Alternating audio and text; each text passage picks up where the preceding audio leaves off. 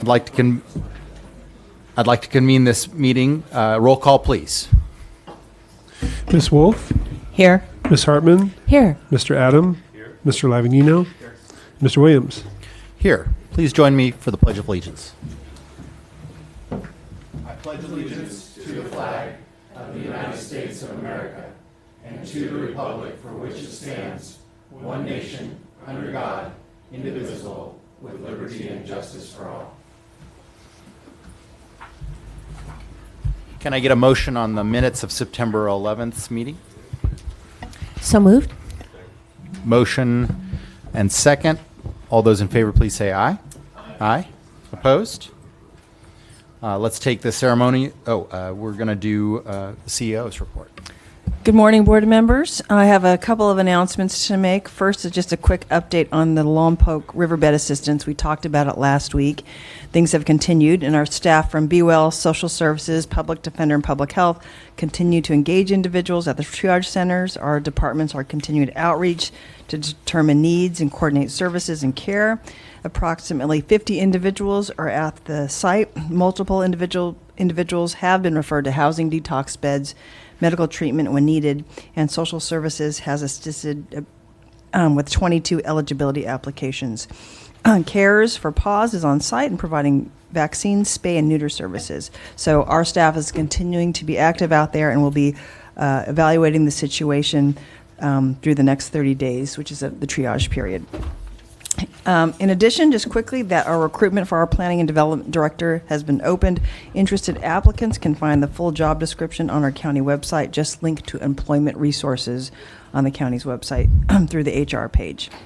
And lastly, I just want to introduce to the board and to our residents, Joni Maiden, who, as you know, you selected last week as our Child Support Services Director.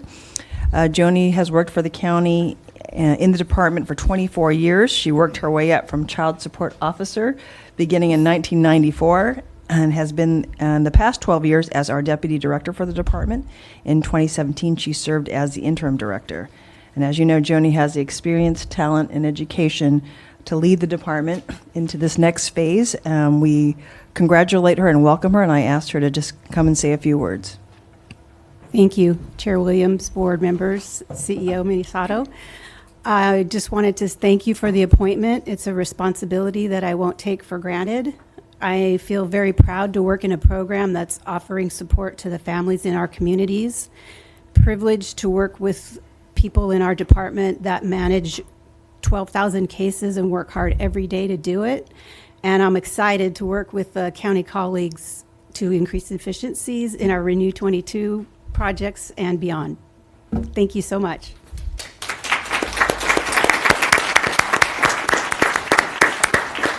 That concludes my report. Supervisor Hartman has a question. Thank you, Mr. Chair. I just wanted to say that I have heard nothing but positive feedback about our county partnership with the city of Lompoc, and particularly wanted to commend Supervisor Adam and his office's leadership on this issue. With that, we will take the ceremonial items first. That's A23, A24, and A25. Can you read? A motion for the ceremonial items. So moved. All those in favor, please say aye. Aye. Motion passes. Thank you. Chair Williams, members of the board, we have three ceremonial resolutions this morning to present. We're going to start with item A23. This is sponsored by Supervisors Lavignino and Hartman. This is a resolution proclaiming the week of September 23rd, 2018 through September 29, 2018 as Child Passenger Safety Week in Santa Barbara County. From First Five, Teresa Jones here, and we also have Lieutenant Mike Brown from the Santa Maria CHP and Lieutenant Kurt Cruz from Buellton CHP. And if there's anybody else from First Five that you'd like to have come on up. But everybody come on forward and I will read the resolution into the record. Whereas the number one preventable cause of death and injury of children is the automobile collision. And whereas car seat use reduces the risk of death to infants by 71% and to toddlers aged 1 through 4 by 54%. And whereas the use of a booster seat for children 4 to 8 years of age reduces the risk of serious injury by 45%. And whereas 9 out of 10 car seats are installed improperly, and if used correctly, car seats can dramatically reduce the risk of serious and fatal injuries, making those statistics preventable. And whereas the state of California requires all occupants of a motor vehicle to be properly secured and children less than 8 years of age to be secured in an appropriate child safety seat, remaining in the back seat until 8 years of age or 4 feet 9 inches, and is the recommendation that children under 13 years of age remain in the back seat. Now therefore be it hereby ordered and resolved that this Board of Supervisors proclaims the week of September 23 through 29, 2018 as Child Passenger Safety Week in Santa Barbara County and encourages all residents to support and participate in child passenger safety activities. Passed and adopted today.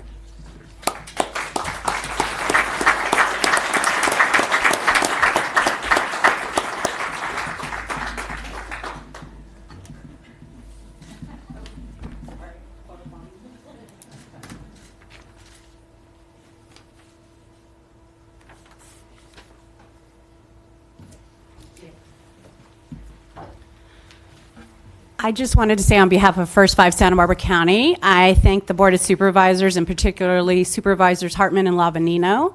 I have today with me Buellton Area Commander Lieutenant Kurt Cruz and Santa Maria Area Commander Lieutenant Mike Brown, who have a few words to say about this important safety topic. Well, thank you very much, and good morning. So we're certainly honored to be here today, and thank you very much. You know, we believe the proper use of child safety seat, preventable cause of death and injury of children who are involved in a motor vehicle accident. And I'd like to put something on the screen, if I could. Thank you. It's a success story. So on May 9th, the Santa Maria Times ran a story where the Buellton CHP area presented to a group of the San Ynez Valley. The group was called MOPS. It's Mothers of Preschoolers. And the presentation was about the importance of child safety seat program, tips, specifics of our California laws. My technician, Todd Sparks, who's also my auto tech for the area, talked about proper installation, laws and whatnot.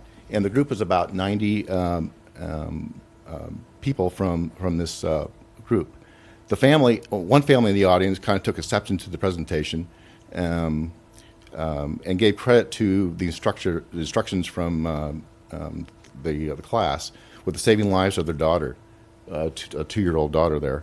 The family ensured that their daughter's car seat was properly installed as they went on a trip in Los Angeles on Interstate 10.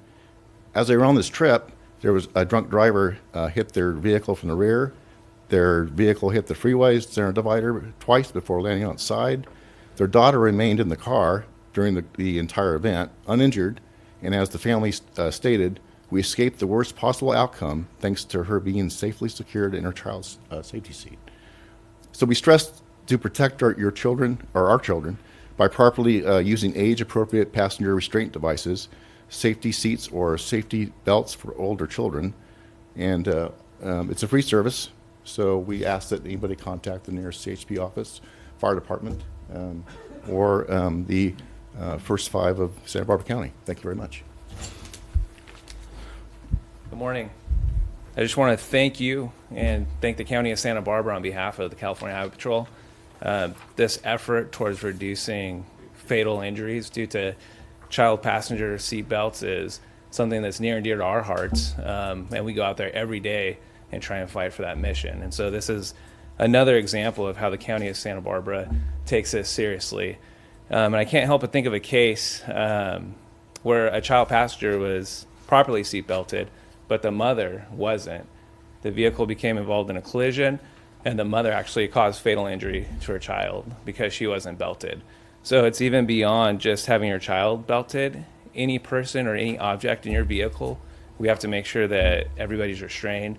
And so part of the mission going forward for the CHP is going to be, in Santa Maria specifically, is to specifically seek out those people that aren't restrained and educate them through enforcement action.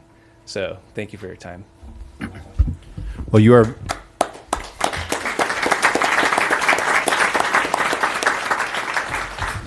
you all are very credible sources, because we all know that your officers see some of the worst and most tragic situations, and we hope that we can contribute to not seeing more of them. And as maybe the member of the board who has the most recent experience installing car seats, with Steve there, because he's got a couple grandbabies that are recent as well, that it really does not decrease your manhood to go and ask for help on child safety installation. I mean, the fact is that the seats are a lot better, but they're a little more technical. I want to especially thank the staff of Montecito Fire, and especially when you're calling a small agency, you should try to give them notice, because I didn't. There's obviously a lot of things that are bad signs. If you take a sharp corner and the seat moves or even almost falls over, that's a bad sign. If the child is taller than the seat, also a bad sign. So there's a lot. It's not all common sense, and it's good to get the professional opinion when you're the safety of your little one is at stake. So thank you. A24. Chair Williams, members of the board, item A24 is sponsored by Supervisor Lavignino, and this is a resolution of commendation honoring Penny Powell upon her retirement from the Public Health Department after over 30 years of quality care to the citizens of Santa Barbara County. And Penny is here. Penny, can come on up, and I think we have representatives of the department, Lan Duranoso, and I will read the resolution into the record. Whereas Penny has dedicated 30 years of her career to the residents of Santa Barbara County, all of which have been with the Public Health Department Community Health in various positions and cities. And whereas Penny has provided excellent nutrition education and support to the participants of the WIC, or Women's, Infants, and Children program. And whereas Penny has been an excellent representation of the dietitian profession by her professional and up-to-date nutrition conversations with providers, as well as being a mentor to dietetic interns. And whereas Penny has mentored, trained, and coached staff on the fundamentals of nutrition, customer service, and team building, leaving in place a foundation for the next generation of Santa Barbara County Public Health WIC program staff. Now, therefore, be it hereby ordered and resolved that this Board of Supervisors of Santa Barbara County does hereby acknowledge Penny Powell for her lifetime commitment of quality care to the citizens of Santa Barbara County, passed and adopted today.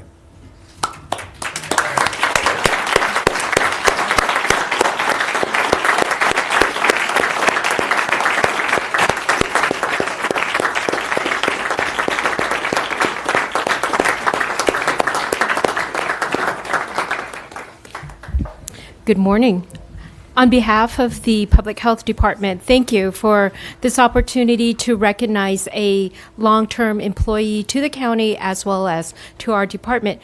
But I'd like to introduce to you quickly Paige Batson, who is our Interim Deputy Director for Community Health, and Susan Lyles, who is the WIC Director, and she has a speech for Penny.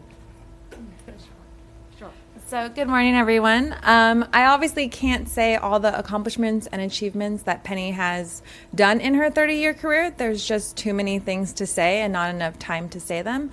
But over her time with us, she's really helped work on local initiatives and state ones, moving the Women, Infants, and Children's program, as well as a couple other programs, forward to improve the health of our community through nutrition and breastfeeding education.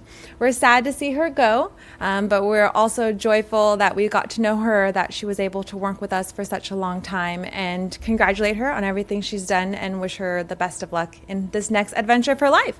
So thank you for everything, Penny, and she will be missed.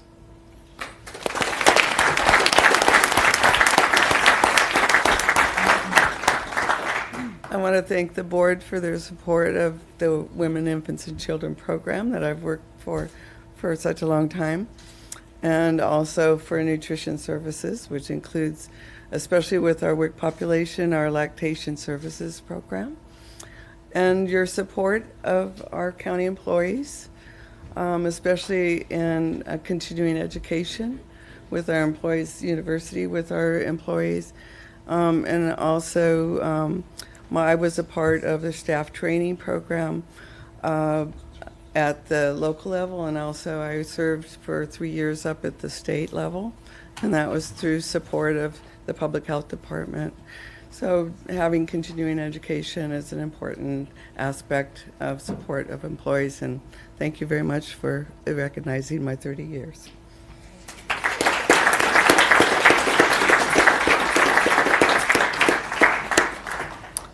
A25.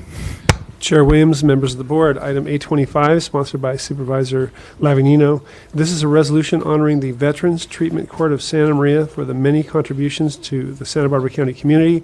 We have a large and illustrious group here to receive this, so I'm going to try to get everybody's names, and if I miss anybody, I'm sorry, but from courts, we're going to have Judge Kay Coons, Lupe Paez, Ginger Pryor, from probation, Julie Lara, Kim Sheen, Holly Benton, Amber Flores, EDD Frank Campo, Ryan Barney, treatment providers, Donna Flores, Christina Vasquez, Mark Durham, Good Sam, Kirk Estes also is here, from Veterans Administration, Sue Dolan, and also Rhonda Murphy, County Veteran Services, and from the community, Steve Baird, from Band of Brothers, also Amy Lopez and Garrett Baki from Behavioral Wellness. And if I missed anybody, I'm very sorry, but I think I got most of everybody.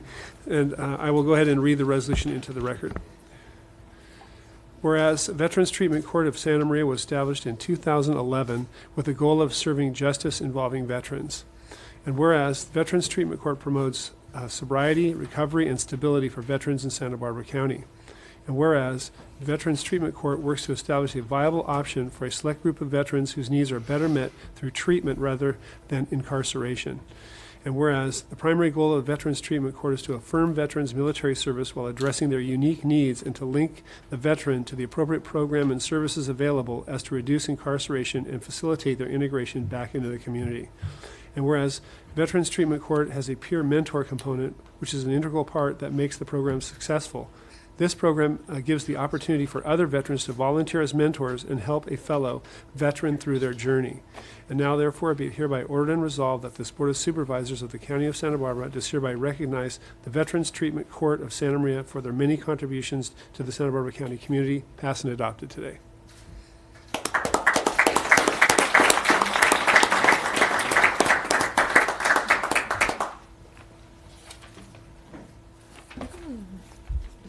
My glasses on.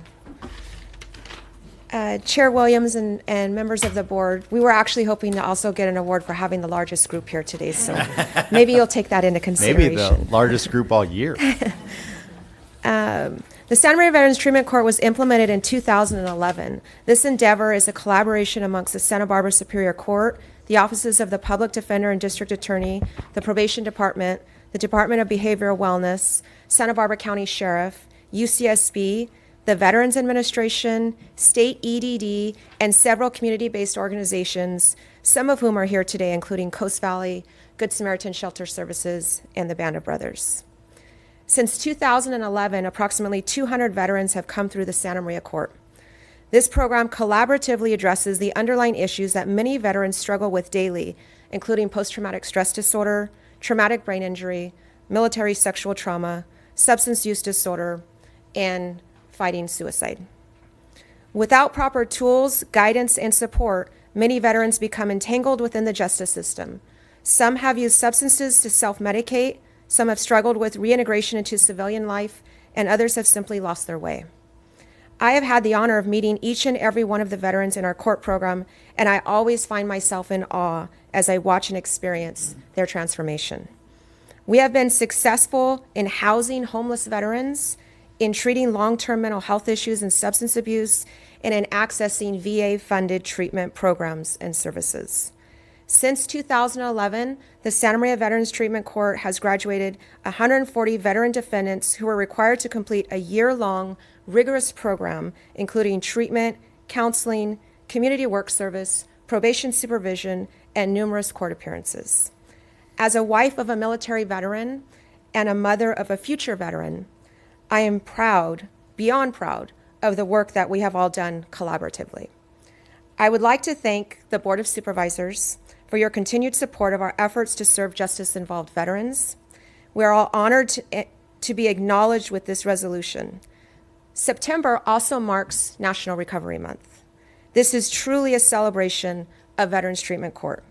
Even more importantly, this is an acknowledgement of the sacrifices that the veterans have made to serve us and to serve our country. Our next VTC graduation will be held on Friday, November 30th. You are all invited, and we hope to see you all there. Thank you.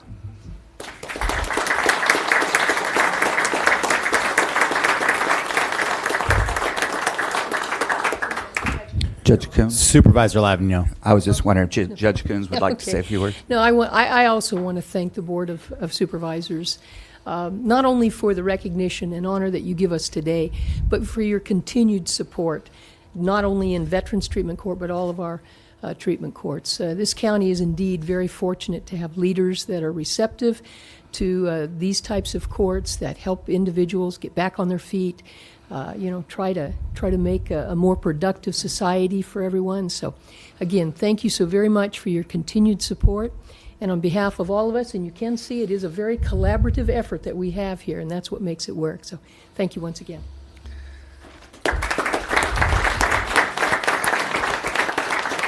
I just want to say that if you've never been to a Veterans Treatment Court graduation, I know we go to a lot of events, and Amy coaxed me into going to my first one.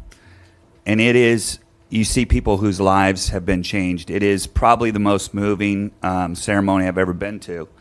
And I think the reason why we have so many people here is because, as Judge Kuhn said, it is probably the best thing we do at the county as far as collaboration.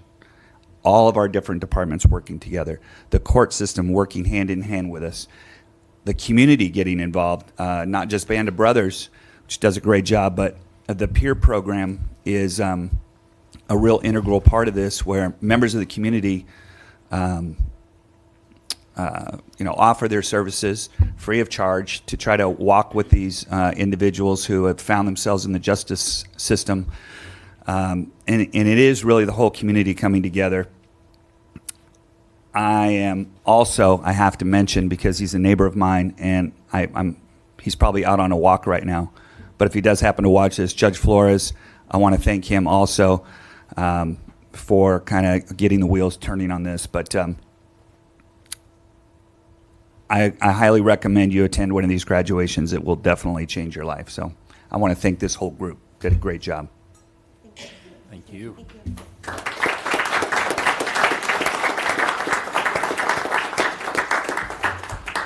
So we have a request to trail item A13. We have a request to pull item A6 and items A19 through 21. Is there any other requests? There is. I'm trying to find it on here. This is the problem with the computer. Whichever one deals with the Triumph contract, my computer, hold on a second. A9. So with the exception, can I get a motion on the balance of the agenda with the exception of A6, A9, A13, and A19 through 21? So moved. Is there a second? All those in favor, please say aye. Aye. And then maybe a motion to trail item A13. Second. All those in favor, please say aye. Aye. Opposed? It's unanimous. So let's go to A6. Chair Williams, members of the board, item A6 is from Community Services. It's to consider recommendations regarding the California Emergency Solutions and Housing Program application. Thank you, Mr. Chair. First of all, I want to thank staff for bringing this item forward and moving us in this direction.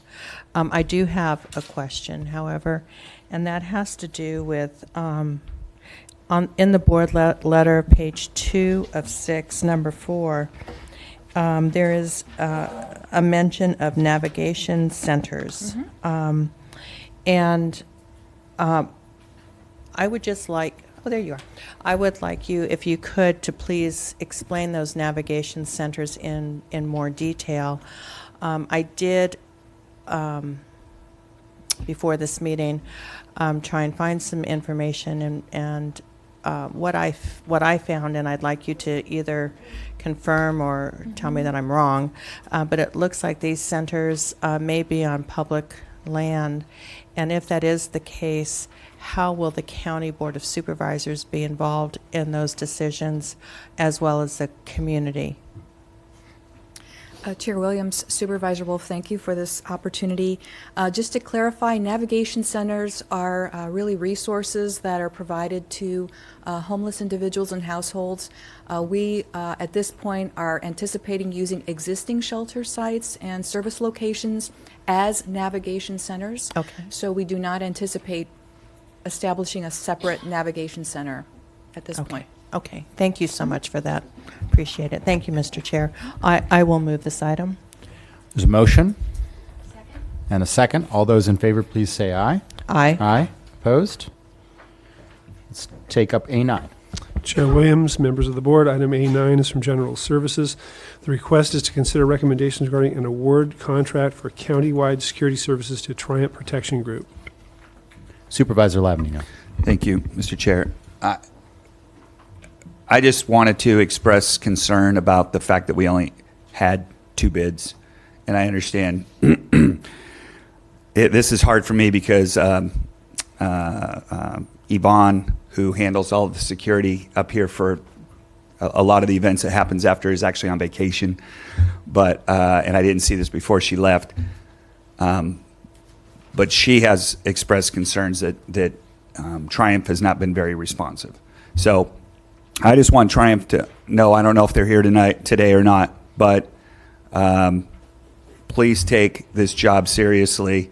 This is a 2-year contract. I'm going to be following this very closely, and I want to make sure that the services that we're contracting with are provided. And if they're not, I'll be hearing about it, and it'll be rolling that way. So it's just so difficult when we're anticipating somebody to show up as a security individual, which again happened last week, and the person doesn't show. It means that one of our county employees has to stay late, and it just really causes a lot of problems. So just concerned about this. I want to make sure that we have parameters in place, that we have some benchmarks that I saw that are in the contract. I want to make sure that we're following those, and this is just more a shot across the bow to make sure that we're taking this job seriously. And I would just say that if she's having an issue, that means the whole board is having an issue. So I'll be supporting this. I'll make a motion that we go ahead and move A9. Is there a second? I'll second it. I just want to ask Mr. Gazzoni if there's a standard provision in there that we have a termination for convenience. That's correct. In the termination area, there's a 30-day convenience termination, as well as the non-appropriation of funds and the for cause, but there is a flat 30-day termination that the county can exercise for no cause. Okay. Good. So, good to know. So if... Good catch, Mr. Adams. Well, that's Standard. because we have such great legal advice that we always have those kind of provisions in there, which enable us to cancel at will. And so if they drop the ball, then we'll just go out to bid again. There is a motion and a second. All those in favor, please say aye. Aye. Opposed? It's unanimous. And for A19 and through A21, it would be my suggestion. No, A13 is trailed. So for A19 through A21, I think we could do them all if that's okay with the board. Chair Williams, members of the board, item A19 is sponsored by Supervisor Williams and Hartman. It's to consider recommendations regarding a resolution in support of Propositions 1 and 2. A20, also sponsored by Supervisors Williams and Hartman, is regarding a resolution in opposition to Proposition 6. And A21, sponsored by Supervisors Williams and Hartman, is to consider recommendation regarding a resolution in support of Proposition 12, and I have requests to speak from the public on item 821 from Lee Heller, and on items, all three of those items from Mr. Caldwell. Well, Mr. Caldwell, I think you may have another request to speak. Is there any questions before from the board? Mr. Caldwell. Thank you. Chair Williams, members of the board. I'm Andy Caldwell representing CoLab. And our concern with this is multifold. You know, for instance, you put this on the admin calendar, which means it's not even slated for discussion. Think about that for a minute. You're weighing in not as individual supervisors or individual citizens. You know, we don't care if you go out there and campaign for it, make speeches for it, sign your name on petitions, get the signatures to get it on the ballot. That's your prerogative. But when you sit as the Board of Supervisors, you're supposed to be a deliberative board representing the voters and all the citizens. And as Supervisor Centeno used to say, why do you think you need to weigh in when the people themselves are going to get to vote? Are you trying to influence them without even a debate or a discussion?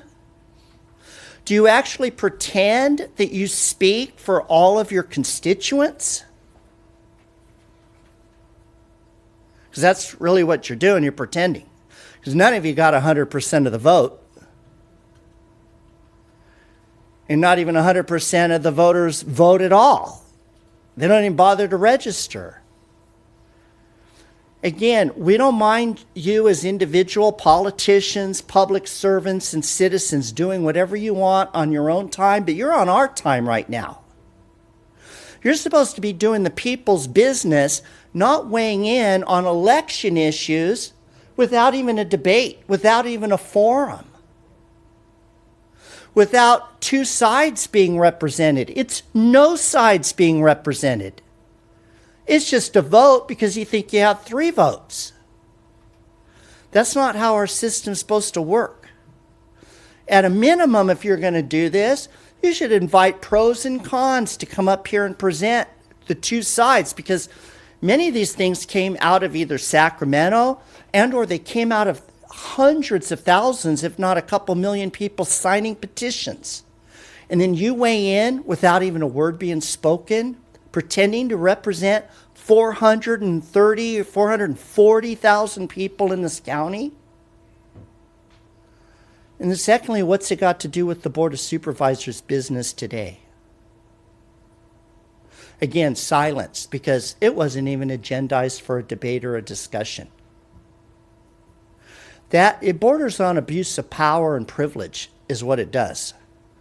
And like I said, I've been doing this for 28 years. Joe Centeno was one of the most deliberative board members we had. And he was firm. He was firm in this in saying, let's not try to lead people where they may not want to go when they didn't ask for our opinion. Thank you. We're going to go to Santa Barbara to hear from Dr. Heller on A21. And then we'll hear from Frank Thompson on A19. Members of the board, good morning. Thank you for pulling this item in order to provide an opportunity for public comment and for debate of the kind that you've just been told you're not providing. I'm here on behalf of the Yes on 12 campaign, which has multiple sponsors, including the country's oldest animal welfare organization, the ASPCA, as well as United Farm Workers and the Center for Food Safety. I won't take up my full 3 minutes reading you the list, but the point is Prop 12 has support from farm workers and food safety advocates, as well as the animal welfare community. More to the point, Santa Barbara County voters passed Prop 2 by 70% in 2008. Demonstrating strong support here for humane farming of the kind that we practice in this county, where we're blessed to not have these large confined animal farming operations. Our county recognizes that humane farming is also healthier for consumers and better for the environment. It has long been understood that eggs produced by battery cage housed hens have led to a huge increase in salmonella contamination. County residents want a safe food supply. The reason that we need Prop 12 and that we are asking for your endorsement is to level the playing field for California farmers and to clarify food choices for consumers. Eggs sold in California must be cage-free regardless of where raised. Requiring the same standards for veal and pork would ensure that California farmers are not disadvantaged in the market by cheaper CAFO practices in other states. It also means that California consumers can rely on the fact that any pork or veal sold here is raised humanely and with fewer health and environmental risks. I ask you to endorse Prop 12 to send the message that our county supports a market where consumers are assured of humane, healthy food and farmers are competing on a level playing field. Thank you. We're going to stay in Santa Barbara for Frank Thompson on A19, and then we'll hear from Mary Doctorman on A19 after that. Right. Good morning, Supervisors. It's the first time for a remote broadcast for me, so I don't know where to look. But at any rate, I am here to talk to you about Proposition 1 and Proposition 2 on the November ballot and say that I certainly am in support of these measures. This is the first housing loan measures that have been before the voters in, I think, about 9 years. And the previous measures, the money has long since been used up. The program has a well-established record of success. This will provide about $100,000 per unit of direct financial assistance, which usually leverages about 4 times as much other loan and private money. So you're really getting a big bang for your buck on the money that would be provided from Prop 1 and 2. And those are intended for the homeless, mentally ill, other homeless, veterans, and then low-income families. So it really has quite a substantial record of success. This also provides assistance, financial assistance for a total financial package, which will further the efforts of your existing county staff and county programs to solve our current homeless problem and our long-term low-income housing. Thank you very much. Our final speaker is Mary Doctorman on A19.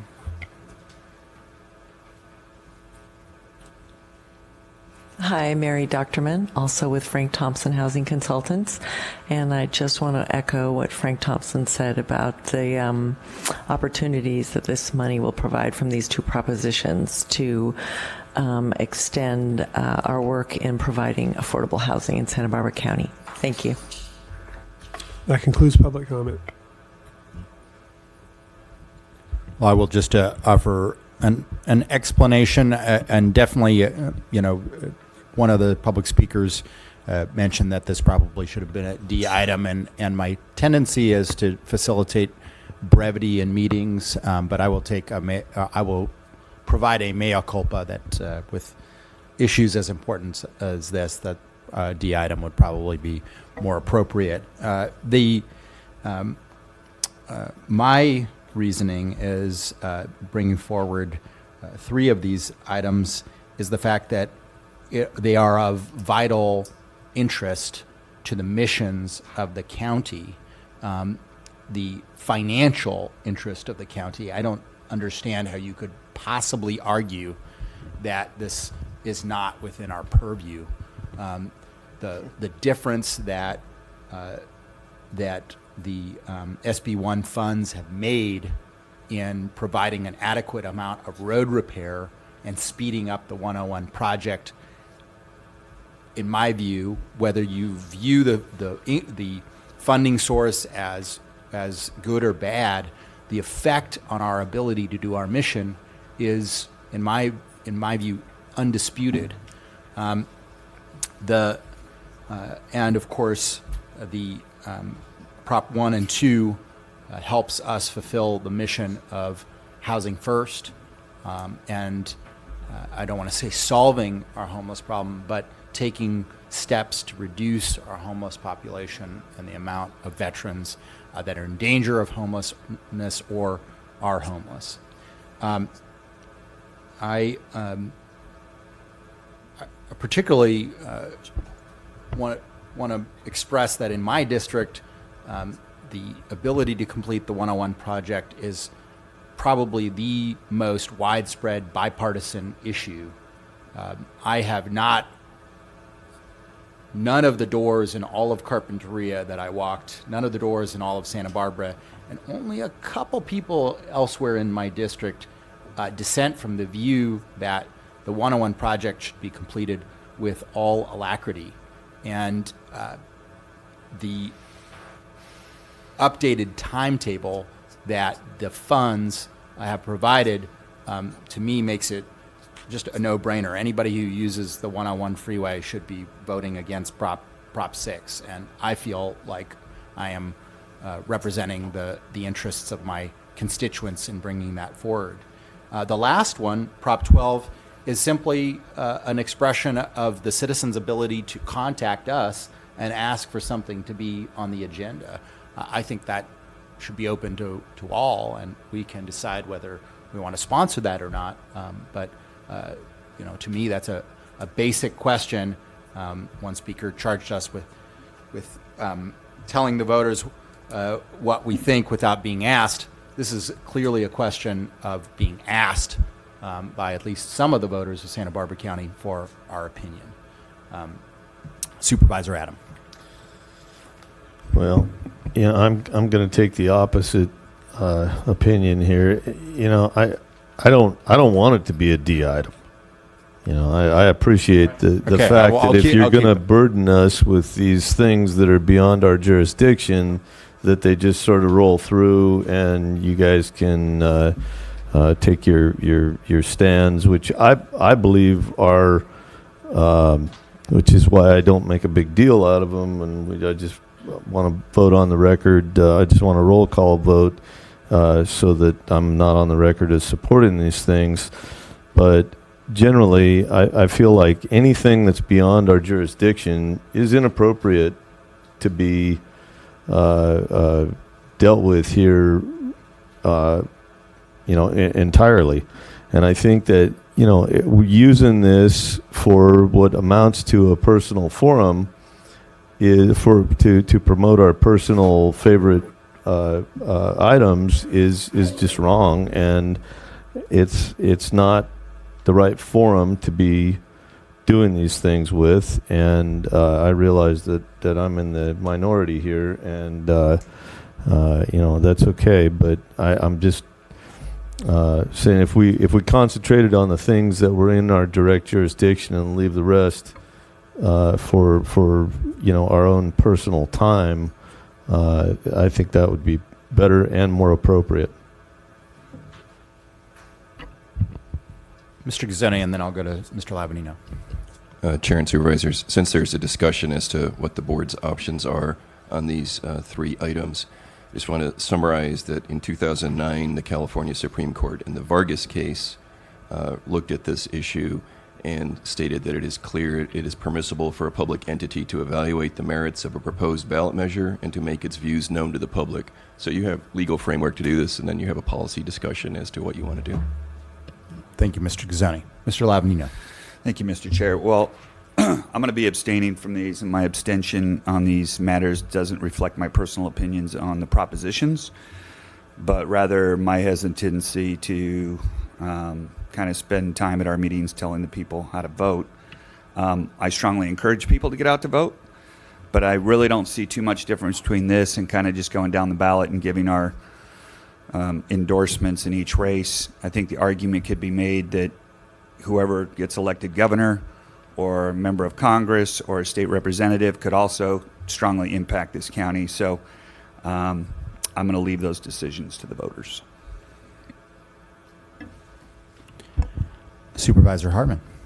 Thank you, Mr. Chair. The county has a ledge committee that influences or tries to influence the federal and state governments on issues that have to do with county policies, county budget. In the case of propositions, the the citizens, the voters, are the legislature. And I think when there's a clear impact on issues that affect the county, it's up to us to stand up and make that clear to the legislators, i.e. the voters. And in this case, with housing, with animal welfare, and especially having to do with money for roads and infrastructure, where the county has pulled way beyond its weight with over $400 million for the 101 widening project, it is critical to our county how people vote on this. So I think it's very important that we make that as clear as we possibly can. So I'm very supportive both of this process and also the policy to support these matters. I want to thank Supervisor Hartman for reminding us of the law, and I just want to reiterate or summarize that because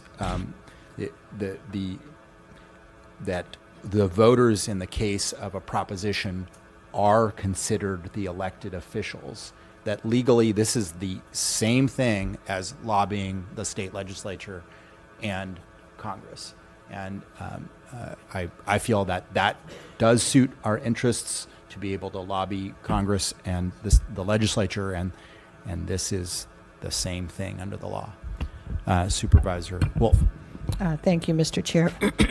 I'm actually glad that these items were pulled, and I think what it does is it brings a little bit more attention to the public about why these items are important to the Board of Supervisors. We're certainly not telling people how to vote, but we are letting folks know how they impact the county of Santa Barbara. And I just want to point out in item A20, there is specific financial information about Proposition 6 and the impact it would have directly to the county of Santa Barbara if Proposition 6 was to pass. It's noted, and we talk about this at our board meetings, about the backlog of our roads and highways. And in the board letter, it says that there is a backlog of approximately $315 million. And that certainly this, and again, I'm quoting now from the board letter, that this new source of funding would allow the county to leverage local Measure A and general fund revenues to address the unfunded backlog of deferred maintenance. In addition to the funding directly received by the county, our region will also receive $184 million in RRAA funding to the Santa Barbara County Association of Governments for the 101 HOV and parallel projects. This absolutely does affect Santa Barbara County, and I do believe it's really important that the Board of Supervisors explain to the voters the importance of this initiative, Proposition 6, and the importance of voting no, because we need to keep the funding stream that has been available to us continue to flow, and Proposition 6 would stop it in its tracks. So I'm pleased that all of you, that you brought these items to the board. I'm pleased that we're having this discussion, and I trust that the voters of Santa Barbara County will look at all the information, take all of the information into account before they vote. Thank you, Mr. Chair. Thank you for bringing it back to the policy matter at hand. And I'd like to move A19, A20, and A21. That is that the board have a resolution in support of Propositions 1, 2, and 12, and strong opposition to Proposition 6, and that determine that those actions are not projects under CEQA. Second. Motion and a second. All those in, or roll call, please. Ms. Wolf? Aye. Ms. Hartman? Aye. Mr. Adam? Mr. Lavanino? Abstain. Mr. Williams? Aye. Passes with 3 ayes, 2 abstentions. Then we are ready for departmental item number 1. Chair Williams and members of the board, item number 1. Oh, pardon me, we do have a request to speak under public comment, if we could do that first. For items not on the agenda. Correct. We're going to go to Santa Barbara for Ed Kolaski. We have one request to speak. Mr. Kolaski? I want to apologize, Mr. Kolaski. did not want to skate over that democratic right. I'm not sure I understood that correctly. Okay, for 4.5 years I've been trying to remodel my house, if you can show that, but you know, you bring up the question about people voting. It's kind of like who would vote? It's hopeless here. I titled my talk today, I cannot remodel my house because our supervisor has not granted us permission. This has nothing to do with the guidelines. They ruled that our second story is solely over the garage when it is not. We came in the first 4 meetings, we did everything they asked. It was pretty simple stuff. We had a 5-2 vote. We were carrying the vote. 2 of the members, John and Dylan, wanted us not to locate the second story solely over the garage. So we came into the 5th meeting, we had remedied that situation. We came, we sat down, and they kicked us out. They took a 7-0 vote against us. We didn't get the chance to say a single word. Not a single word. Dylan kept jumping up and screaming at my architect every time he stood up. This is not a democracy. This isn't even remotely related to a democracy. This is a dictatorship. This is like, hail to our dictator. Do we have permission? Is it right? Is it just? It's certainly not right, and it's certainly not just. It's just an utter dictatorship. You know, a good example of this was when I talked to Ann Almy that our vote of 5-2 in our favor wasn't in the minutes. She said she puts down stuff that she remembers. This is like, you know, a few weeks after the vote. However, over a year later, when we're at the Board of Supervisors, she remembers. She tells Ryan to get up there and tell him. You can hear her sitting back here. Tell him. Not everybody was present when that vote was taken, 5-2. There's 7 members, 5-2. Surely you can do the math. Who wasn't present? This is disgusting. You worry about people voting? Why would people vote? You know, my neighbors would say, I would tell them that I only think there's one that's corrupt. They would say, they're all corrupt. No, I don't vote. I've given up on it. Why vote? You know, you should look back in some of the philosophers like Socrates, Plato, Aristotle. They even mentioned back then about a democracy and how to run a democracy and things to worry about. When you get a dictator, when you get a tyrant, how to dispose of them. Not with violence, sometimes just with humor, because it's so damn disgusting. Thank you. That concludes the public comment period.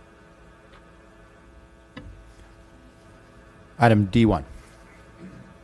Chair Williams, members of the board, item 1 is from the Public Works Department. It's a hearing to consider recommendations regarding the introduction of an ordinance amending Santa Barbara County Code, Chapter 23, Section 2313.12 to expand the hours of oversized vehicle restrictions effective 30 days after the adoption by the board. Good morning, Mr. Chair and board members. As the clerk mentioned, today's one of 2 items to amend Chapter 23 of the code, which is the motor vehicles and traffic section. The first one will deal with oversized vehicles, and the second one will deal with speed limits around the county. And we are fortunate today to have the 2 commanders from Buellton and Santa Maria here, Brown and Cruz, because they were here for the resolution. So they'll be available to answer any enforcement questions that may come up, because as you know, the CHP does enforcement on county roads throughout the state. So with that said, I will turn the presentation over now to Gary Smart, our traffic engineer. Thank you. Good morning. Also, Chris Nedden is here, Deputy Director for the Transportation Section. So we are looking at amending the County Code 2313.12, which is our oversized vehicle ordinance. We have certain streets in the county that have oversized vehicle restrictions. The oversized vehicle restrictions apply to any vehicle over 7 feet tall, 24 feet in length, or 8 feet in width. Currently, the areas that we have this restriction are in Isla Vista, Burton Mesa and Vandenberg Village, areas of Butterfly Beach, and areas of Camino del Remedio by the campus there. We're proposing to amend the section from the current time frame of 10 p.m. to 6 p.m. or 6 a.m. to 9 p.m. to 7 a.m. This extended hours would help the law enforcement with enforcement of the oversized vehicles during the 10 to 6 a.m. time frame. They have limited staffing, and that extra hour earlier or afterwards, they have more staff on the streets. Also, it's a little bit outside of their, from 10 p.m. to 2 a.m. They're looking for drunk drivers and those type things. This time period would also coincide with the New Beginnings program, which is a program that provides parking spaces on certain lots, including county lots, during the night so they can have a safe place to park. Those hours they can park are from 9 p.m. to 7 a.m. So they would be able to get off the streets during those times and park, the people that are in that program, on those lots. We recommend that the board adopt this ordinance and determine that the ordinance is not a project under CEQA. Any questions? There are no requests to speak, so feel free to do questions or comments. Supervisor Wolf. Thank you, Mr. Chair. I just want to thank staff for bringing this forward, and I want to thank CHP for working with us. Captain Ponce isn't here today, but she's also, I just want to acknowledge her work and her assistance in this kind of continuing issue. But I think the changes that are proposed are well thought out, and I think working with our partners, it makes a lot of sense. So thank you for bringing this, and I definitely support this item. I don't know if anyone else has comments, but I'm happy to make a motion. There is a motion. Is there a second? Second. Motion and second. I'm going to vote with the maker of the motion, though I do have concerns. This would be a better policy were there not a extensive waiting list for local residents on the safe parking program. So for folks that don't know, New Beginnings has the program. It provides programmatic expectations for folks who are have no choice but to live in their vehicles, but want to find some place that's legal to do so. They have a monitoring team that goes by and makes sure people are adhering to the conditions of use of a parking spot. And what it takes is more people that particularly have a commercial parking lot or have a nonprofit or government parking lot that can be used overnight. Since most of these parking lots are only used by users during the day, it's a good complementary use, and really it is a demonstration of the consequences of our very out of control housing market, our low wage economy, and is the fact of how many people that you probably know are homeless and you just don't know it because they live in their vehicle and they, dress up in a suit or something else and go to work every day.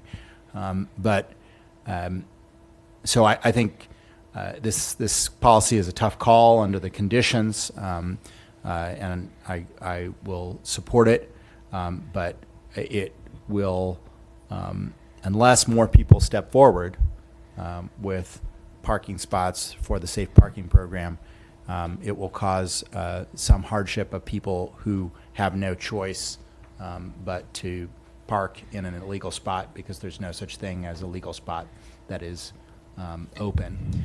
And and the reviews that I've got from people who have put over a parking spot in a commercial parking lot is very high. In fact, when this program started, the submission for calling it was the Department of Homeless Security, because the desire on the part of many owners of commercial lots was to have someone around that can report suspicious behavior and provide an extra layer of security for commercial businesses. So I encourage folks who I pray may be listening to contact New Beginnings if they are interested in providing a safe, legal, accountable parking spot for this need. I see no other lights. There's a motion and a second. All those in favor, please say aye. Aye. Opposed? Motion carries. Item 2. Chair Williams, members of the board, item number 2, also from Public Works, is a hearing to consider recommendations regarding an ordinance amending speed limits on various roads effective 30 days after adoption by the board. This involves the 1st, 2nd, 3rd, and 4th districts. Chairman Williams, Board. Yes, I'll be presenting this item also. I'm Gary Smart, the County of Santa Barbara Public Works. We are presenting speed limit zone changes for our streets. It's been, I think, about a year since the last time I was in front of the board with one of these items. All of our speed zones that are not mandated 25 are defaulted to 55 miles per hour and require a engineering traffic study to establish the zones. Those have to be done every 7 years. If the conditions have not changed, we can extend it to 10 years, but no longer than 10 years can we go without doing an engineering traffic study. For zones that are expiring, we perform the engineering traffic study to keep the zones current and enforceable for our law enforcement, which is done by the CHP. The CHP is here for this item also and can answer any questions regarding that. Public Works does a process for establishing the zones is we do the engineering traffic study. We present it to our traffic engineering committee, which is the advisory committee for your board, and that is one of the attachments is the minutes from that committee meeting for this item. The board amends the county code for the designated speed zones, and then the appropriate speed signs and roadway markings will be installed, and then that documentation is given to the CHP and the courts for enforcement. An engineering traffic study reviews or studies the speed of the free flow of traffic on a segment of road. We take a sample size of those speeds of 50 to 100 vehicles to get a good statistical representation of the speed of the roadway. Road conditions are recorded. The volume of traffic on the roadway is recorded. We collect the collision data and review that also, and then we analyze that data for the speed of the 85 percentile, which the speed limits are based off of, and we also compare that to the pace to make sure the sample size is representative of a good sample. The roads we're presenting today are throughout the county, and I'll just go down the list, but before I do that, I also like to state, due to our limited staffing, we have about 171 different zones that we maintain in the county. We maintain all of the arterials and major collector streets in the county with speed zones. Some of the more rural or local roads, some of them we maintain speed zone on, a majority we don't. We're reviewing that, the local roads and rural roads, and eliminating some of them because of the low volume on those roads, the lack of collisions, and the lack of ability to get enforcement on them. And some of those are listed on this item today. If the volumes of roads are less than 2,000 vehicles a day, can you go back? 2,000 vehicles a day, if we have no collision history, those are the roads we're looking at ending a speed zone on, and it would just go back to having an unposted speed limit on it.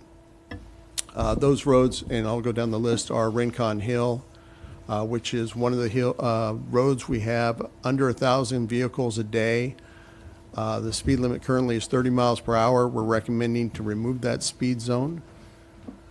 Shepherd Mesa, the road going up to it, and then the one-way section, both of them, we're recommending removing those. The volume is under 1,000 vehicles a day. They're also up at the loop. We measured under 300 vehicles a day. Puente is a road in the Goleta area, and it's currently at 40 miles per hour. The engineering survey came in lower this year than last year, or last 10 years ago, and we're able to reduce the speed, or we're recommending to reduce the speed limit to 35 miles per hour on that road, and also Vieja came in lower.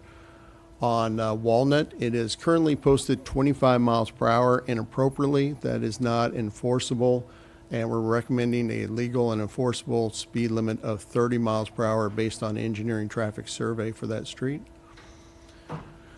The roads in El Embarcadero community, Rancho Embarcadero community are currently posted 35, 30, and 30.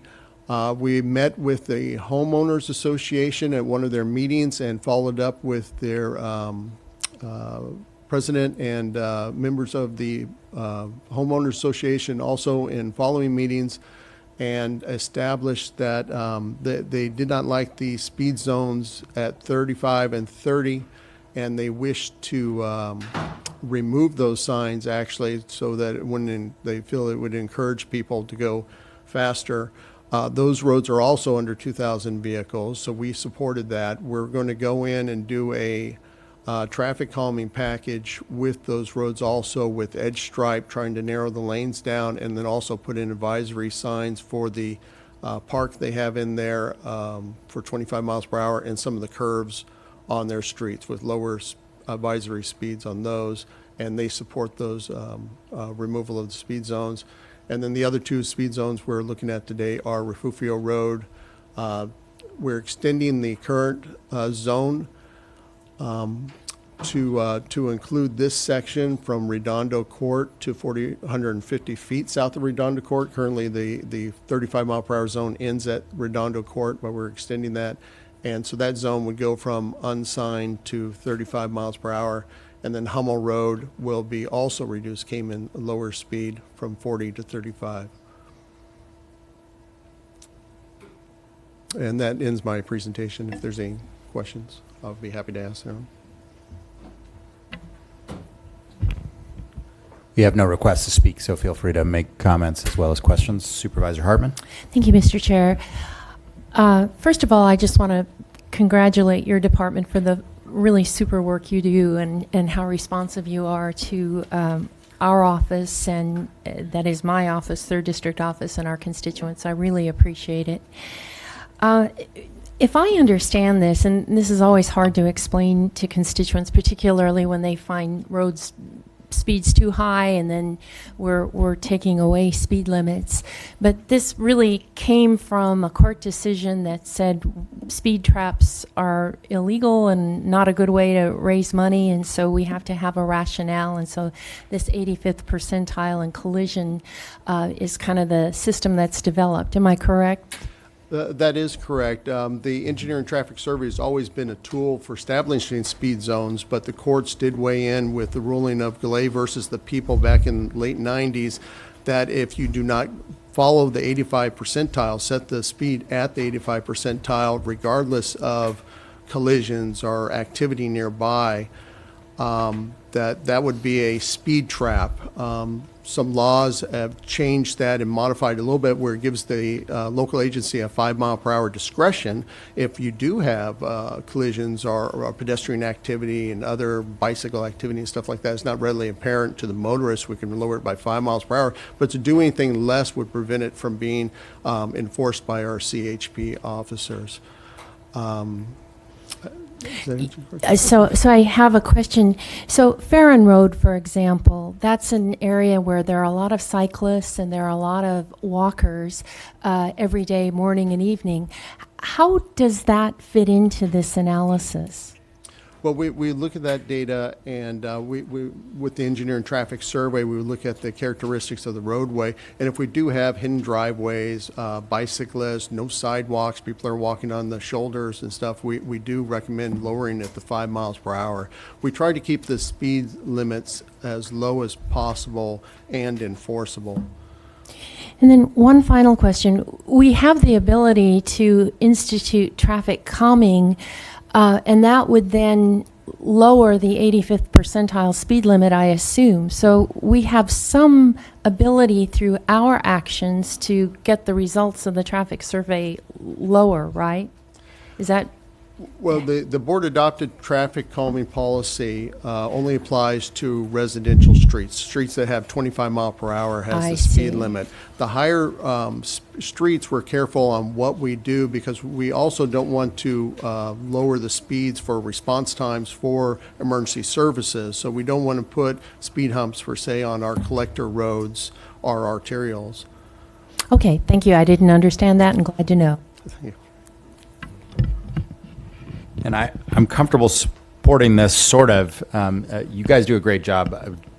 Supervisor Hartman's right that I brag about the responsiveness of your division to people all the time. It's pretty amazing. I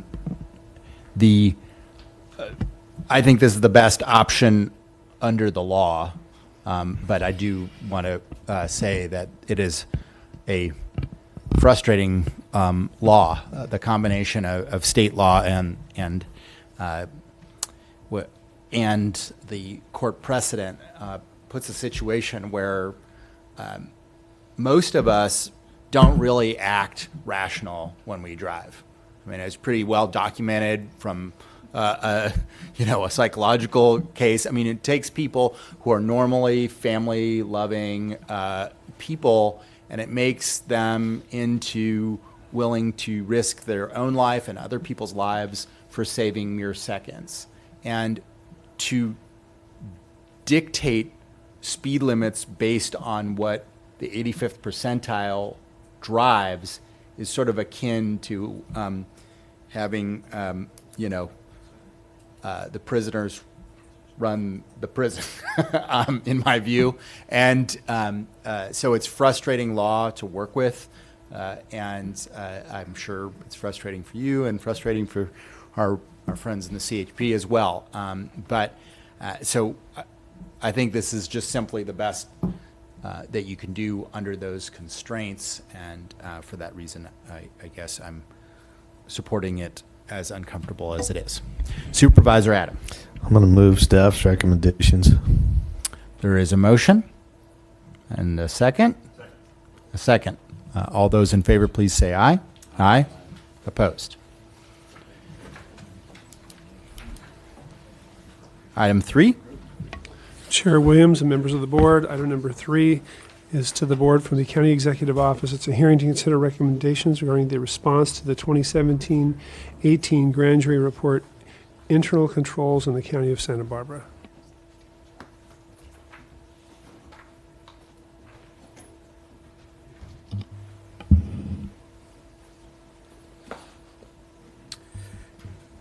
Good morning, Mr. Chairman, members of the board.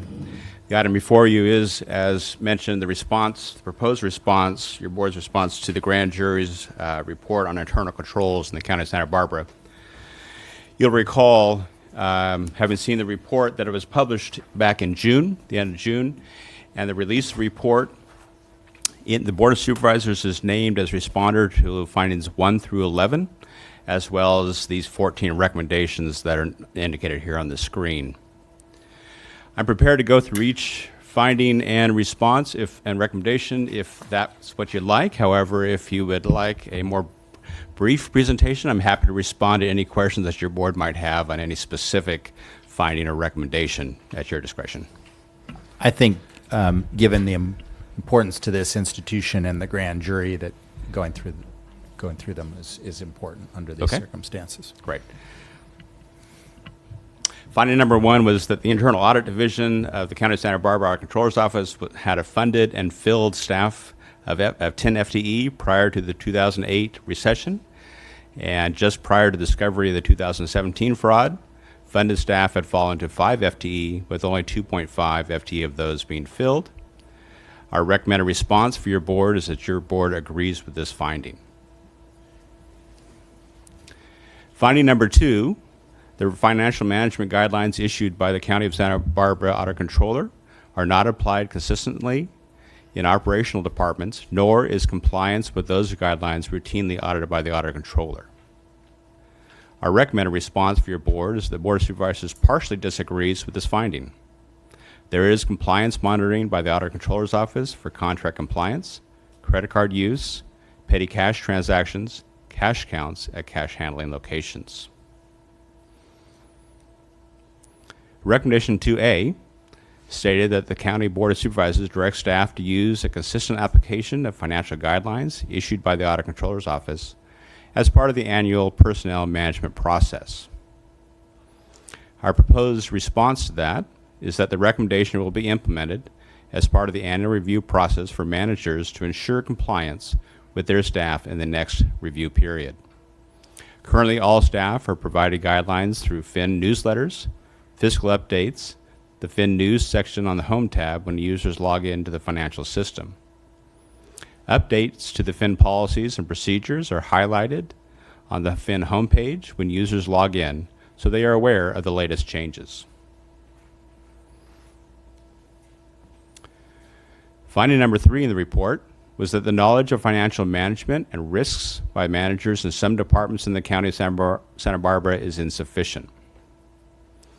Our proposed response for your consideration is that the Board of Supervisors partially disagrees with this finding. It's unclear how managers' knowledge, sufficiency, or insufficiency is being defined as part of the report. However, we agree that improvements can be made in some areas. Recommendation 3A stated that the County of Santa Barbara Board of Supervisors directs staff to require training in financial management, including county financial guidelines, Fin, and reporting and accountability procedures for all department and program heads. Our recommended response is the recommendation requires further analysis over the next 6 months to review the most effective type of training for department directors and leaders.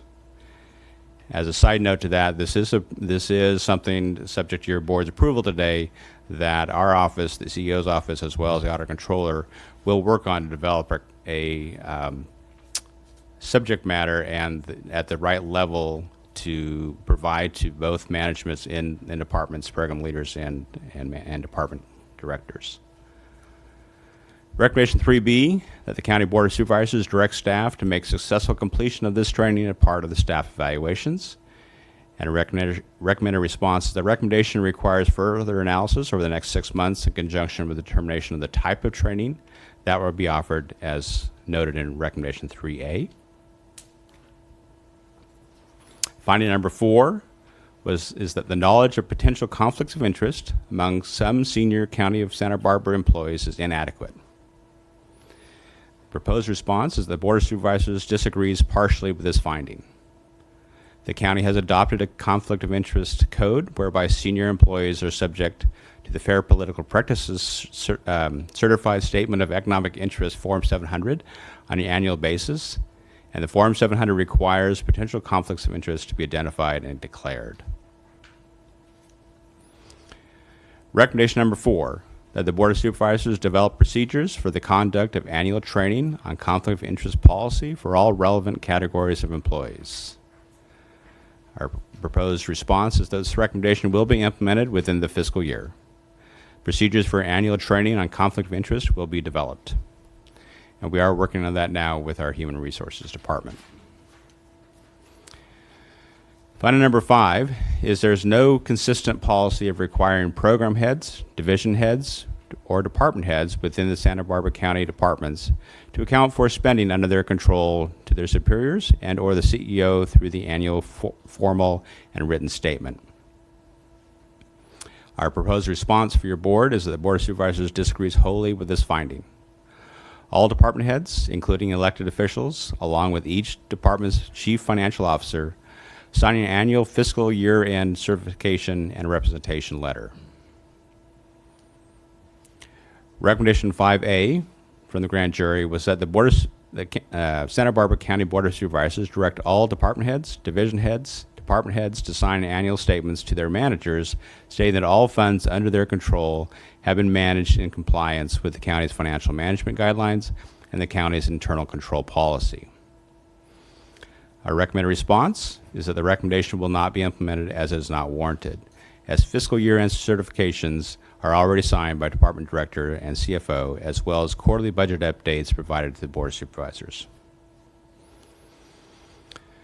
Finding number 6, the jury found that the importance of the work of the Internal Audit Division within the Office of the Audit Controller and of the internal controls generally has a low priority across county government. Our proposed response for your board is that the Board of Supervisors disagrees partially with this finding. Each year, the Audit Controller files their office's internal audit plan with the Board of Supervisors. The board receives periodic updates and reports on the work and findings of the Internal Audit Division in open session, and the board reviews these reports carefully. Moving to recommendation number 6, that the Board of Supervisors directs staff to incorporate performance measures into the budget process to highlight the importance of internal controls for every department in county government. Our proposed response is the recommendation will not be implemented and is not warranted. Budget performance measures cannot effectively measure or convey the importance of internal controls. Instead, reports to the board by the Internal Audit Division pursuant to its internal audit plan are the best way to highlight this issue. Finding number 7. It was stated by senior staff that a comprehensive investigation into the strengths and weaknesses of the internal controls in the county would be conducted by an outside consultant after the fraud. No such investigation took place. Our proposed response is that the Board of Supervisors disagrees wholly with this finding. The county hired a third-party accounting firm to investigate and document the fraud. The same firm was engaged to provide an independent assessment of the county's existing budget and fiscal policies and to identify additional potential policies. Recommendation number 7, that the County Board of Supervisors direct staff to contract a complete independent evaluation of audit of internal controls, including the issuance of an opinion on the effectiveness of such controls and the recommendations for improvement. Our proposed response is this recommendation will be implemented and is in the process as noted in response to finding 7. Finding number 8, the jury found that the actions taken by the Santa Barbara County management in response to the 2017 fraud in the Department of Public Works were slow and inadequate. Our proposed response is the Board of Supervisors wholly disagrees with this finding. A thorough investigation was commenced immediately upon by the Audit Controller's Office. Staff, upon the initial suspicion of the fraud, county management and staff worked closely with the District Attorney's Office to provide all records, documentation, and evidence in support of their independent criminal investigation. Recommendation number 8, that the Santa Barbara County Board of Supervisors direct staff to issue a public report stating the steps taken and their effective dates to strengthen public financial management in the county following the 2017 Department of Public Works fraud. Our proposed response is the recommendation has been implemented. The Audit Controller report to the board in March of 2018, its revised internal control policies, which include actions to strengthen and improve financial management by county departments. Finding number 9, the Financial Information Network is insufficient and inefficient system with many weaknesses that have caused most departments to create or have created complementary financial software. Some of the weaknesses in FIN may have contributed to the 2017 Department of Public Works fraud. Our proposed response is that the Board of Supervisors disagrees partially with this finding. The FIN functions as designed and serves as a valuable tool for both financial operations, reporting, and budget development and monitoring. Recommendation 9A, that the Santa Barbara County Board of Supervisors direct staff to commission an independent evaluation of the benefits and cost of acquiring, installing, and maintaining enterprise resource planning software from a major vendor. The evaluation should be produced competitively, be procured competitively, and should exclude any firm or individual that has previously worked with the county to avoid conflicts of interest. compare major software options, analyze where such options have been used in governments of comparable size to the county, present a full analysis of the cost and benefits of the current financial management software used in the Audit Controller's Office and throughout the county government, give a proper comparison of the cost and benefits of enterprise resource planning software. Our proposed response is that the recommendation will be implemented within the next 2 fiscal years as part of the county's broader Renew 2022 efforts. The need to invest in improved and expanded technology was identified in general as an important strategy to position the county to provide key public services in the most cost-efficient and effective manner. Recommendation 9B, that the enterprise resource planning and evaluation be presented in an open session of the Santa Barbara County Board of Supervisors to allow public comment. Our recommended response is the recommendation will be implemented within the next 2 fiscal years.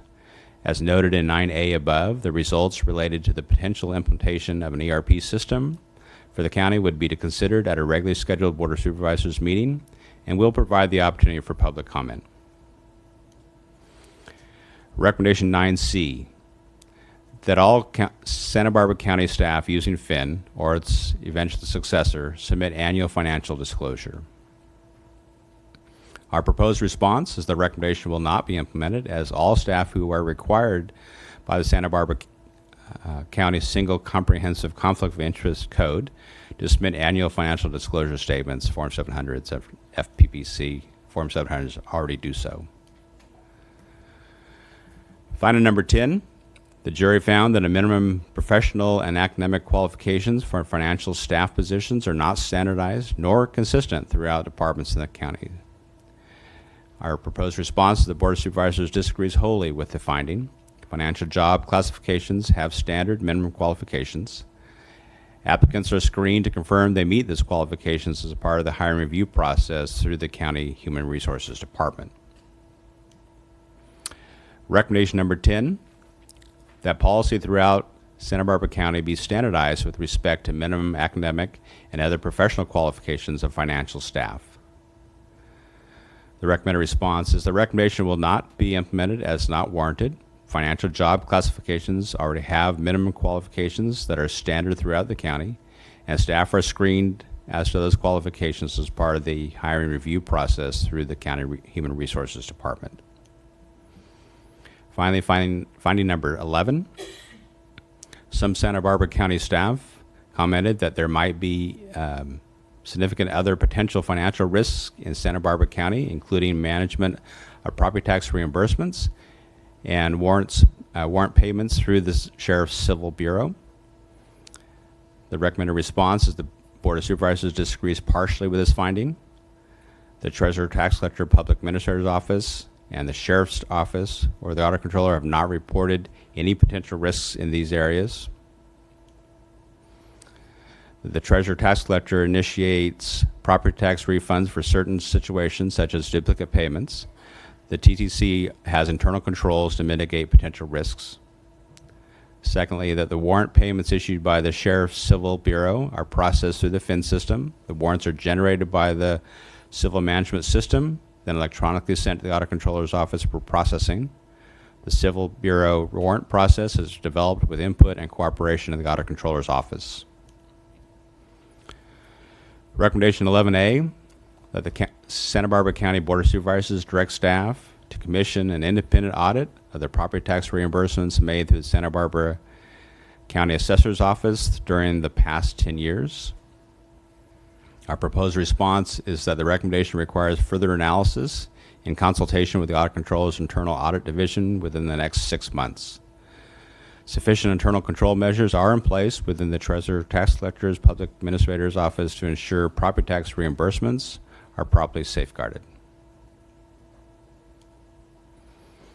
Recommendation 11B, that the Board of Supervisors direct staff to commission an independent audit of civil warrant payments made through the County Sheriff's Office during the past 10 years.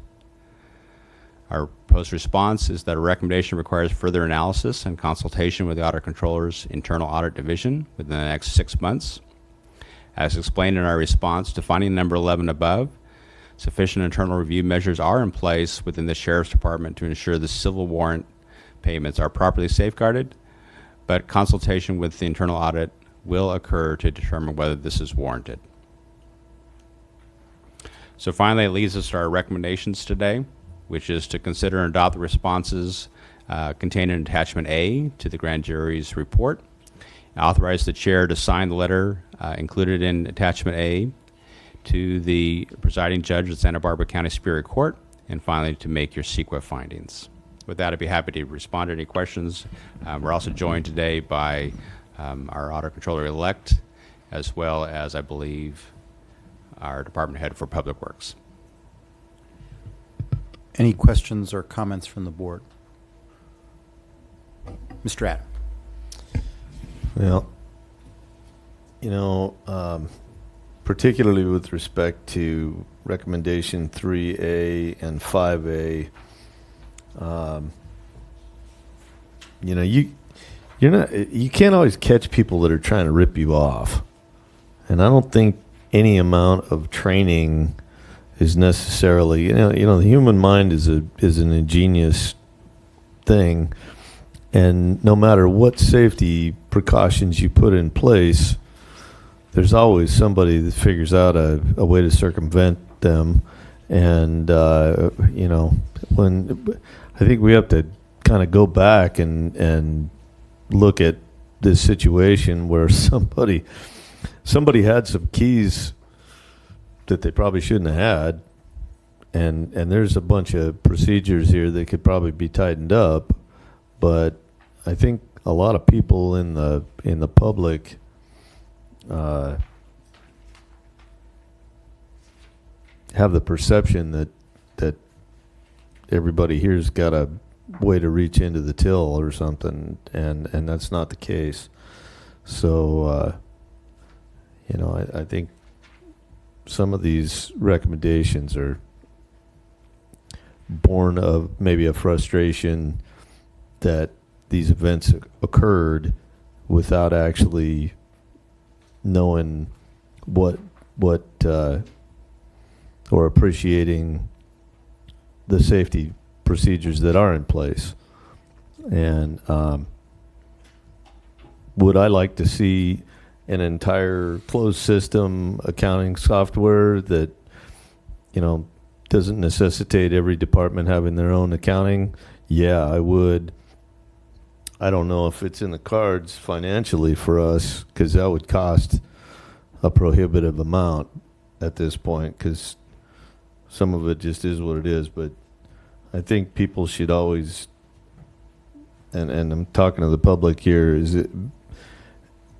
have a little bit of empathy for somebody who did get ripped off.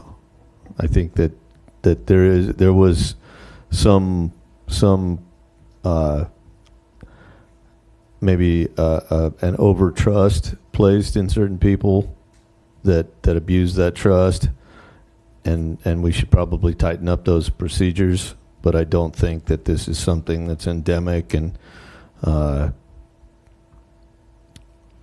think we do generally a pretty good job. So there's my comment. Supervisor Wolf.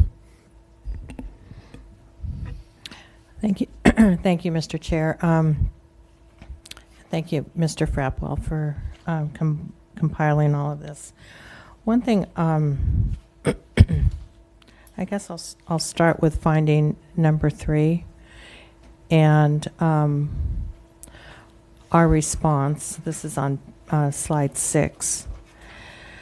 It says that the Board of Supervisors partially disagrees with this finding, which is knowledge of financial management and risk by managers in some departments in the county of Santa Barbara is insufficient. So we partially disagree with that finding.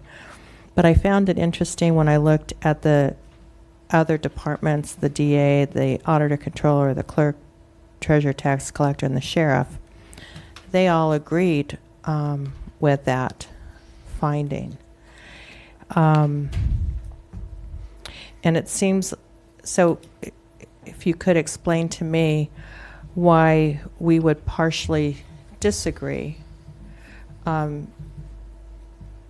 because it seems to me that we have all of these elected department heads that are saying that they agree with the finding from the grand jury. Not only that, but we are then taking steps to kind of cure that concern with training, etc. So can you explain how it is that we disagree with our own department heads? Supervisor Wolf, through the chair, good question. The attached, I believe is attachment C, are the responses from the other separately elected officials that were highlighted and referred to in the report. They largely speak for their own departments as opposed to the county as a whole. Your response, as per we've drafted it, is holistically to the county. And I guess some of our questions are really a semantics in the finding provided by the grand jury, in that some departments, it's very difficult for us to sit here and say some departments have sufficient knowledge and others don't. It's a very subjective statement by the grand jury, and in our opinion, a little overreaching. At the same time, we do acknowledge that there's improvement that we can make, and our response to their recommendations, I think, reflect that we can do a better job ensuring across all departments and the different levels of management in those departments, we can do a better job. So I think we took a little exception to the semantics of the finding, but acknowledge that we can do better. Okay, I appreciate your response. I would only disagree in the fact that it seems that the auditor controller does have a more global reach than maybe some of the other departments. But I appreciate your comments. Supervisor Wolf, I think you're onto something with 3A and 3B, and I think we may want to make a slight alteration. Maybe I'm just oversensitive because I have to sign it, but to me, I think the staff is right on substance, but maybe a little off on tone. That these documents always strike me as slightly defensive, and I think I just strongly believe in the grand jury's mission, and that sometimes it's good when something went wrong to deal with it from a place of humility, and I would just say that maybe in the case of 3, we should say partially agree and add the language to the recommendation intends to implement. But Mr. Gunazzoni is probably going to throw cold water on the legal term of partially agree. Well, we've talked about this before. Essentially, Penal Code Section 933.05 provides a pull-down menu of how you can begin these responses, whether to findings or to recommendations. So, and it's awkwardly worded, and that's some of the tension that always comes out on this. But as to a finding, the board has really two choices. It can agree, that's one choice, or it can disagree wholly or partially. But it's not a free-form term that you can put back in. Likewise, with recommended actions, as you've been looking at the slides today, language that might seem awkward to the public is pull-down choices from Section 933.05. So you have limited verbiage to put in at the front of these responses. That said, you could certainly add a comma and a but at the end of it. Yeah, I guess that throws cold water on my first point, but not on my second. That we could add the instead of at the beginning, at the end of the sentence, or a separate sentence that we intend to implement. That's really what you are what staff is proposing, that we implement that recommendation. And I would summarize this document simply by saying that we disagree with maybe how scathing some of the points they've made are, but agree that I would just say that maybe that the quick layperson's summary of this document would be that we disagree with how scathing some of the points are that the grand jury makes, but agree with most of the recommendations. And I don't. Supervisor Lavanino. I mean, I think before we make a statement of what we all, I've got a problem with this report because it's not that it's scathing, but that it's wrong. I mean, 5, 7, 8, and 10 are flat out wrong. The fact that we don't have minimum qualifications, we do. The fact that, and I think we all have to be cognizant there were other circumstances involved while this investigation was going on. Okay? So you can't look at this thing in a vacuum. And that there's no policy for requiring our department heads to account for their spending. Wrong. That there was no investigation that took place after the fraud. Wrong. That it was slow and inadequate. Wrong. And that, number 10, that there are no minimum professional and academic qualifications for financial staff positions. So I don't find it scathing. I think when we do something wrong, we have to be held accountable. But you also have to get your facts straight. And just because it's the grand jury doesn't mean they're infallible. And they obviously had somebody that they were listening to that had some sort of an axe to grind. But I'm very curious about how they went about their investigation. If ours was inadequate, you had one senior staff person that had a problem, went in and spilled their guts, and it looks like they wrote the report. So, usually I side with the grand jury. I think they normally do really good work. I found their investigation lacking. That's my finding. And yes, there was an issue. It's been dealt with, I think, in the proper manner. But to say that the entire system is fraught with, fraud and there's all these other opportunities, okay, then how come in the 30-year history we haven't seen this? This was an isolated instance, and I find these findings, most of them, I'm glad that we wholly disagree with them. So I don't really care what tone we're taking, because I think the investigation was flawed, and that's my input.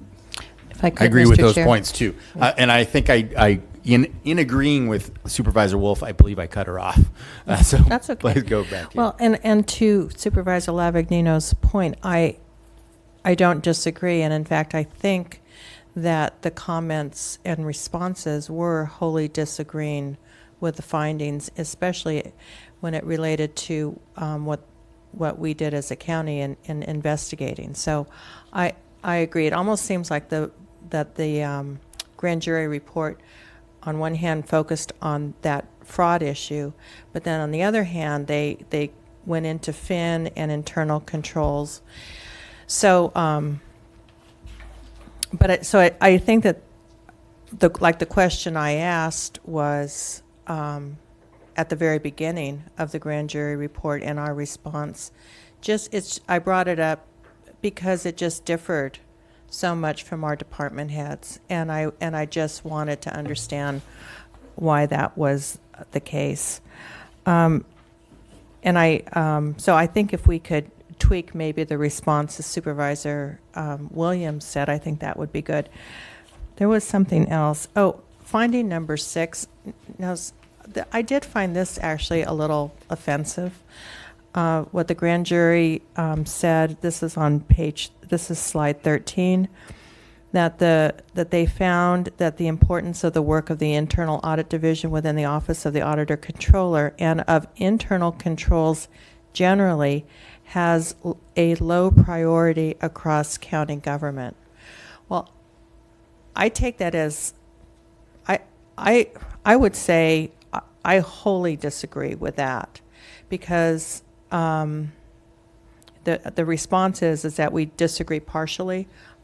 I think as a board, as a county, that is a primary importance to us. And so I found that a little offensive, and I also believe that that's not what we as a Board of Supervisors or a county believes. So I would suggest specifically finding number 6 that we disagree wholly with that finding. And then on finding number 5,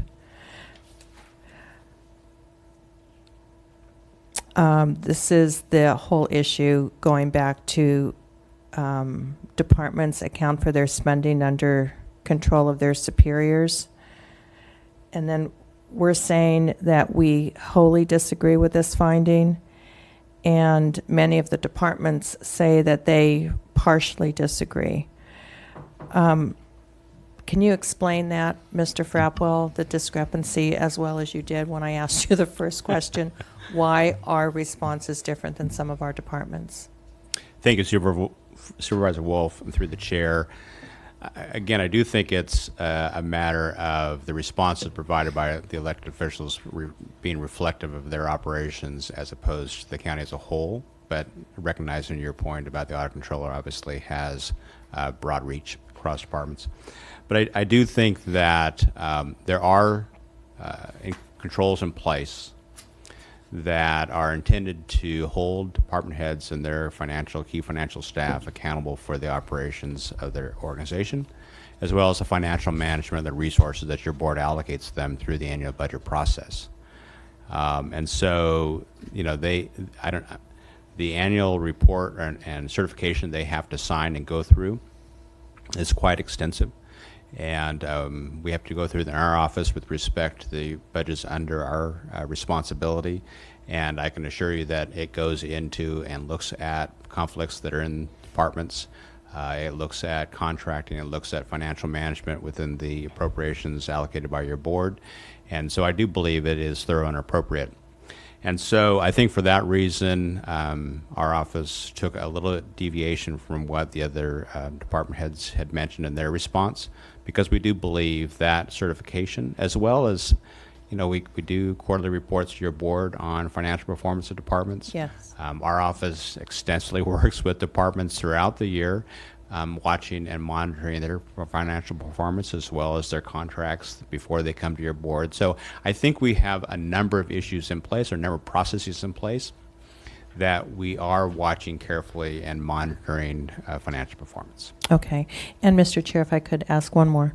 On finding number 1 about the auditor controllers, the staffing, this is slide number 3. We agree with the finding. The auditor controller in their response had a little bit more information in that they are stating that where they are right now, that the numbers have increased. Do you think that that's important for us as a Board of Supervisors to also include? Because it makes it, those numbers for full-time employees has improved, and yet we're not making a statement to that effect. And I think as a board, we should. Supervisor Wolf, of the chair, in looking at the audit controller's response, let me just make sure I'm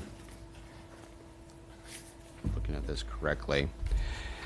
Their response to finding number 1 was that the audit controller agrees with the finding. And their response to the recommendation number 1 is the recommendation has been implemented, and 5 funded staff positions in the internal audit division are currently filled. So I think this is factually correct as of today. It is. Okay. So it's really, but we know that, as with any department, positions continue to ebb and flow, and they become vacant for a number of reasons. And I think the department continues to place this as a priority to keep these positions filled. And so I'm confident they are focused on that. So they expanded upon the finding, the auditor did.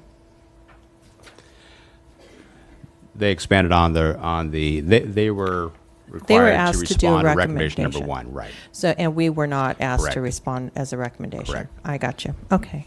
So, Mr. Chair, if I could just, if I was to make any change, I would just do that. The one, change it from partially to wholly. And I'm trying to find, that was On item 3.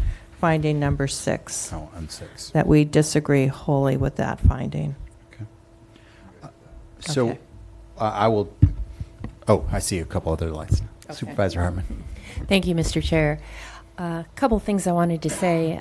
First of all, I had an opportunity to meet with the grand jury, and those are people who are laboring in anonymity and working mightily on our behalf, and I'm very appreciative to all of the people who serve on the grand jury and serve as a check on government. But I also want to thank Supervisor Adam, who's a special watchdog of county and county processes, and his validation that our county is indeed well managed financially. And that whenever it has to do with money, it is a cat and mouse game. It's evolving, and we always have to be improving our processes, and we are now, in fact, doing that.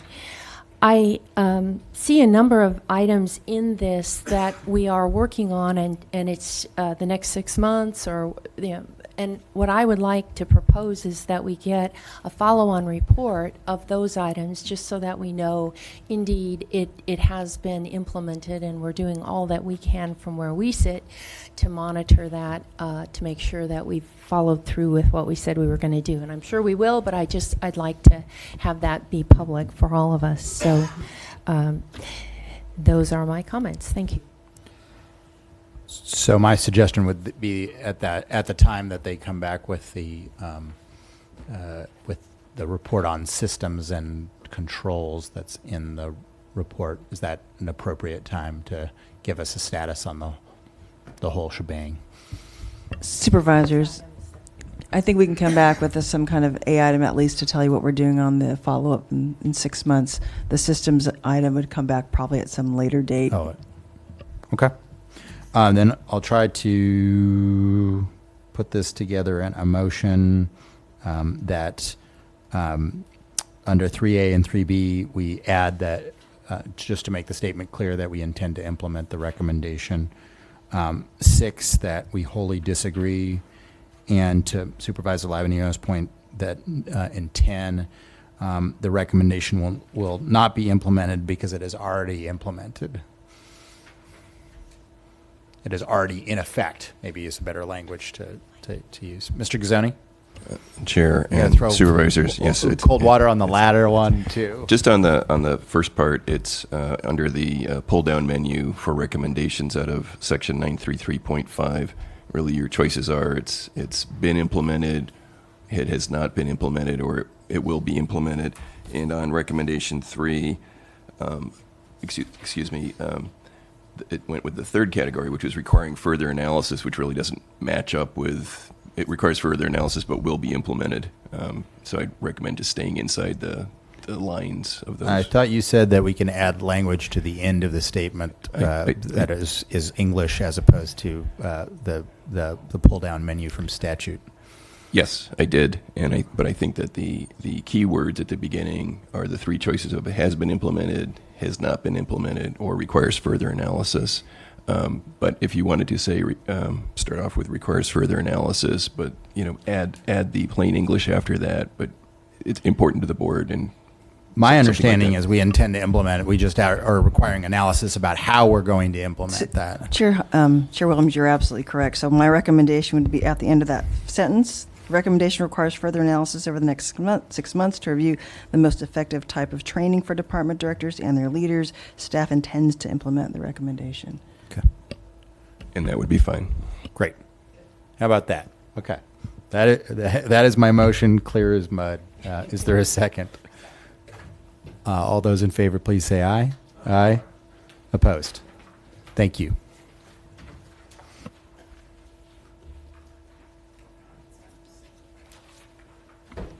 We are going to go to closed session.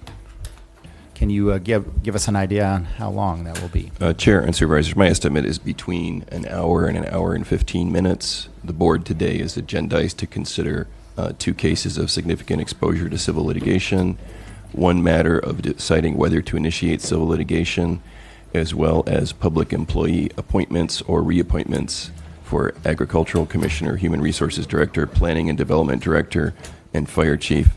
And again, my estimate is slightly more than 1 hour. Thank you. So the public will see us at that time. Thank you.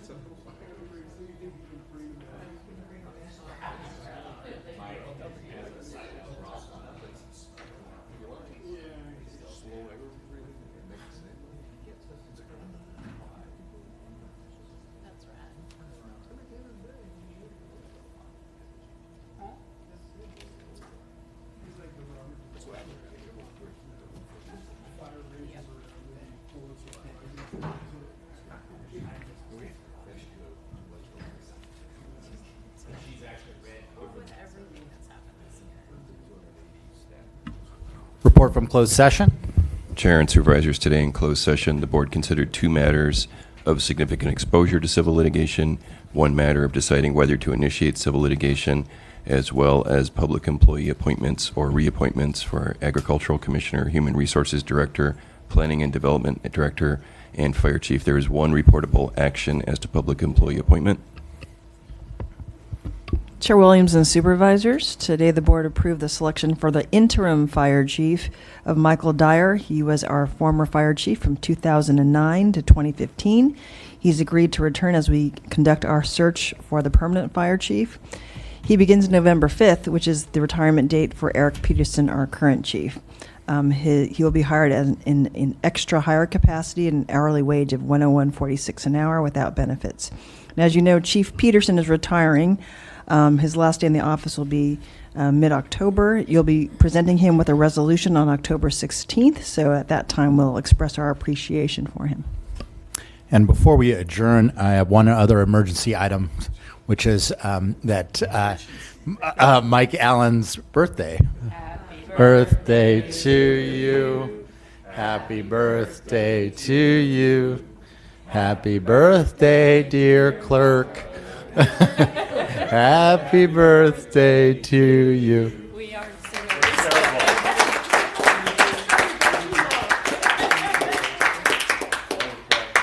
You wished. I can't tell you what the wish was, but because then someone said it doesn't go through. Right. Mm. But you got it. I think I know what your wish is, Mike. I wish that you would do item A13. Yes, that's right. That's right. Good reminder. We do have one trailed item, which is A13. Sorry to scare you there, Scott. Can I get a motion on A13? So moved. All those in favor, please say aye. Aye. Opposed? And we will adjourn for October 2nd in Santa Barbara.